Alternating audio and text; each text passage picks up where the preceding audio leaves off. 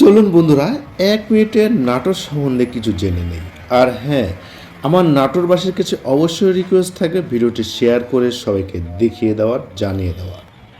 নাটোর নাম উঠলেই প্রথমে চলে আসে নাটোরের বনলতা সেনের কথা, যার সৌন্দর্য দেখে জীবনানন্দ দাশ পাগল হয়ে গিয়েছিল।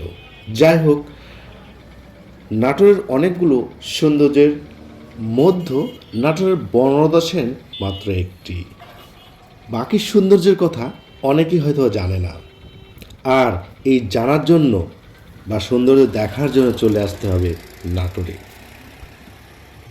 নাটোরে যাওয়ার খুব সহজ উপায় হচ্ছে ঢাকার যে কোনো বাস কাউন্টার থেকে গাড়িতে উঠতে হবে এবং নামতে হবে গোল চত্বর, যেটাকে বড় হরিশপুর বাইপাস বা বড় হরিশপুর গোল চত্বর বলা হয়। এই সেই বড় হরিশপুর গোল চত্বর, যেখানে একটি রাস্তা গেছে ঢাকা টু রাজশাহী, অন্যটি গেছে ঢাকা টু বগুড়া।